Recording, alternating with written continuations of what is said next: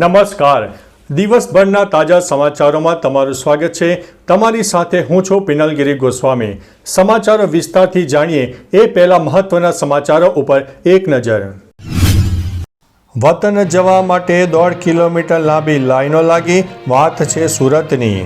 ઔદ્યોગિક મીઠાની પહેલી રેલ ખેપ કાશ્મીર પહોંચી ગઈ છે. ધનતેરસમાં વાહનોના વેચાણમાં જોરદાર વધારો જોવા મળ્યો.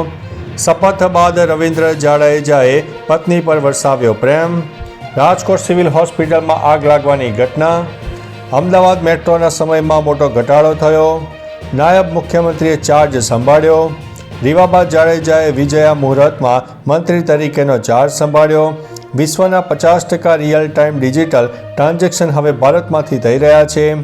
આ ભારતીય મહિલા ક્રિકેટરે 34 બોલમાં સદી ફટકારીને ઇતિહાસ રચી દીધો છે. યુએસએ પર ભારત, ચીન અને રશિયાનો મોટો પ્રહાર સામે આવ્યો છે. બેવડી ઋતુનો માર, વરસાદ સાથે ઠંડીની આગાહી. હવે મિત્રો સમાચારો વિસ્તારથી. ગુજરાતમાં હવામાન વિભાગે બેવડી ઋતુની આગાહી વ્યક્ત કરી છે. 19 ઓક્ટોબરે વાતાવરણ સૂકું રહેશે. ગુજરાતના તાપી, નવસારી, ડાંગ અને વલસાડમાં વરસાદ પડી શકે છે. દમણ અને દાદરાનગર હવેલીમાં પણ હળવા વરસાદની શક્યતા છે. સવારે અને રાત્રે ઠંડીનો અનુભવ થશે, જ્યારે મહત્તમ તાપમાન 35 ડિગ્રીની આસપાસ પહોંચી જશે. લઘુત્તમ તાપમાનમાં 2 થી 3 ડિગ્રીનો વધારો થવાની સંભાવના છે. ચોમાસાની સત્તાવાર વિદાય હજુ બાકી છે. મિત્રો, અન્ય મહત્વના સમાચારની વાત કરીએ તો અમેરિકા પર ભારત, ચીન અને રશિયાનો મોટો પ્રહાર જોવા મળ્યો છે. ભારત, ચીન અને રશિયાએ અમેરિકાને પાઠ ભણાવવા માટે તેના પર પ્રહાર કરવાનું શરૂ કરી દીધું છે. તાજેતરમાં ભારતે રશિયા પાસેથી ક્રૂડ ઓઇલ ખરીદ્યો અને ચીની ચલણમાં યુએનમાં ચૂકવણી કરી. આ ડોલરના વર્ચસ્વને સમાપ્ત કરવાનો એક મહત્વપૂર્ણ પ્રયાસ છે. જ્યારે એકંદરે સોદો નાનો છે, પણ તે ચૂકવણી પ્રણાલીમાં નોંધપાત્ર બદલાવ ધરાવે છે. આ ત્રિકોણીય જોડાણ બ્રિક્સ ચલણ વિના મજબૂત થઈ રહ્યું છે, જે ટ્રમ્પની ડોલર રાજદ્વારી પર એક મોટો ફટકો છે.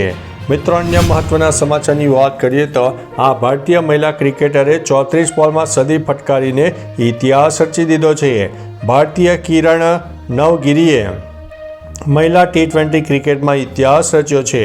નાગપુરમાં મહારાષ્ટ્ર અને પંજાબ વચ્ચેની સિનિયર મહિલા T20 ટ્રોફી મેચમાં કિરણે માત્ર 34 બોલમાં સદી ફટકારી, જે મહિલા T20 ઇતિહાસની સૌથી ઝડપી સદી છે.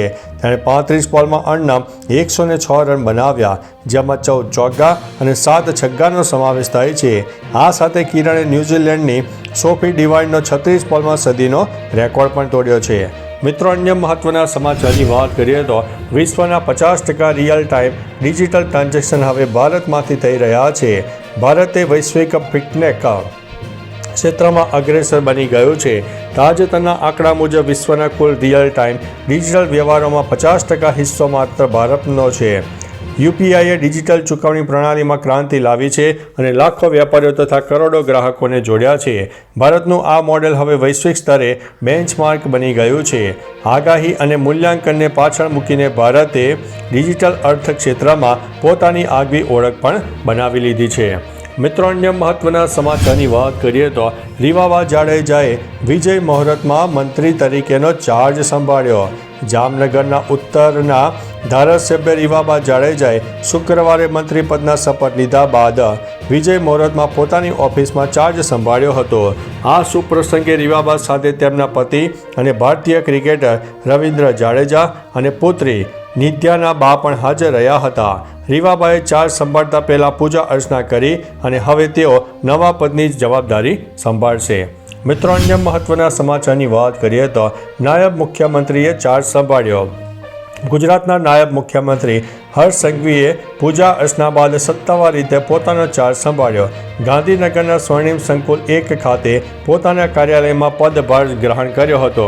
આ પ્રસંગે ગાંધીનગરના મેયર સહિત અનેક આગેવાનો અને અધિકારીઓ ઉપસ્થિત રહ્યા. પદભાર ગ્રહણ દરમિયાન ધાર્મિક વિધિ સાથે શુભેચ્છકોની હાજરી રહી હતી.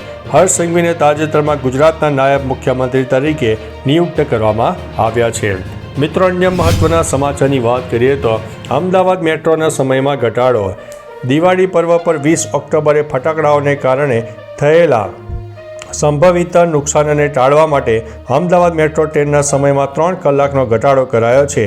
વસ્ત્રાલથી થલતેજ છેલ્લી ટ્રેન સાંજે 7:05 થલતેજથી વસ્ત્રાલ અને એપીએમસીથી મોટેરા છેલ્લી ટ્રેન 7:10 હશે. એપીએમસીથી સચિવાલય અને સચિવાલયથી એપીએમસી છેલ્લી ટ્રેન 6:24 હશે. ગિફ્ટ સિટીથી એપીએમસી 6:18 હશે. મિત્રો, અન્ય મહત્વના સમાચારની વાત કરીએ તો રાજકોટ સિવિલ હોસ્પિટલમાં આગ લાગી. રાજકોટ સિવિલ હોસ્પિટલના ટીબી વોર્ડમાં વેન્ટિલેટરમાં આગ લાગતા એક વૃદ્ધને મોઢાના ભાગે ગંભીર ઈજાઓ થવા પામી છે. આ ઘટનામાં એ વાત પણ સામે આવી છે કે આગ લાગી હતી તે વોર્ડમાં સીસીટીવી કેમેરા ન હતા. આરોગ્ય તંત્રના અધિકારીઓ તાત્કાલિક ઘટના સ્થળે પહોંચી ગયા હતા અને હજુ સુધી કોઈ પોલીસ ફરિયાદ નોંધાઈ નથી. આ મામલાને દબાવવાની કોશિશ અને બેદરકારીના દાવા થઈ રહ્યા છે. મિત્રો, અન્ય મહત્વના સમાચારની વાત કરીએ તો શપથ બાદ રવિન્દ્ર જાડેજાએ પત્ની પર વરસાવ્યો પ્રેમ. ભારતીય ક્રિકેટર રવિન્દ્ર જાડેજાની પત્ની અને જામનગર ઉત્તરથી ધારાસભ્ય રીવાબા જાડેજાનો ગુજરાતના નવા મંત્રીમંડળમાં સમાવેશ થયો છે. તેમને રાજ્ય કક્ષાના શિક્ષણ મંત્રી તરીકે નિયુક્ત કરવામાં આવ્યા છે. શુક્રવારે શપથ ગ્રહણ સમયે રવિન્દ્ર જાડેજા અને તેમની પુત્રી હાજર રહ્યા હતા. શપથ બાદ જાડેજાએ ઇન્સ્ટાગ્રામ પર પત્નીને અભિનંદન પાઠવ્યા અને નવી ઇનિંગ્સ માટે શુભેચ્છા પાઠવી હતી. મિત્રો, અન્ય મહત્વના સમાચારની વાત કરીએ તો ધનતેરસમાં વાહનોના વેચાણમાં જોરદાર વધારો જોવા મળ્યો. ધનતેરસ નજીક આવતા વાહનોના વેચાણમાં ખૂબ વધારો થયો.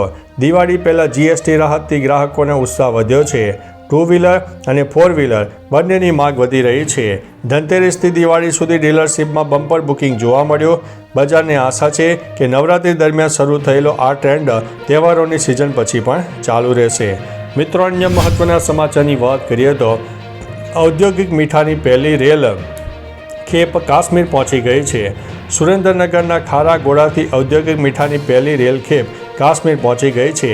1350 ટન મીઠાનો જથ્થો અમદાવાદના કેઓડી સ્ટેશનથી જમ્મુ કાશ્મીરના એએનટી સ્ટેશન સુધી સફળતાપૂર્વક પહોંચી ગયો. આ ઘટના કાશ્મીર ઘાટીમાં માલ પરિવહન ક્ષેત્રે ઐતિહાસિક સફળતા માનવામાં આવી રહી છે. ખારાગોડાનું મીઠું તેની ઉચ્ચ ગુણવત્તા અને 98% વધુ સોડિયમ ક્લોરાઇડ ધરાવતું હોવાથી ઔદ્યોગિક ઉદ્યોગ માટે પ્રસિદ્ધ છે. મિત્રો, અન્ય મહત્વના સમાચારની વાત કરીએ તો વતન જવા માટે 1.5 કિલોમીટર લાંબી લાઈનો લાગી. સુરતમાં દિવાળીની રજાઓ દરમિયાન વતન જવા માટે મુસાફરોની ભીડ જોવા મળી રહી છે. ઉધના રેલવે સ્ટેશન પર 1.5 કિલોમીટર સુધી લાઈનો લાગી હતી. આ દરમિયાન રેલવે વિભાગે 12 વધારાની ટ્રેનો ચલાવવાની જાહેરાત કરી, જેથી વતન જવા માટે મુસાફરોને સરળતા થઈ શકે. વધારાની ટ્રેન દ્વારા યુપી, બિહાર અને ઝારખંડમાં 11,000 જેટલા મુસાફરો સફર ઉપર નીકળ્યા છે. હાલ 70,000 પરપ્રાંતિયો તેમના વતને જવાનો માર્ગ પણ પકડી ચૂક્યા છે. તો ચાલો મિત્રો, ફરીથી દેશ અને દુનિયાના સુપરફાસ્ટ સમાચાર લઈને મળતા રહીશો. ત્યાં સુધી અમને રજા આપશો. નમસ્તે.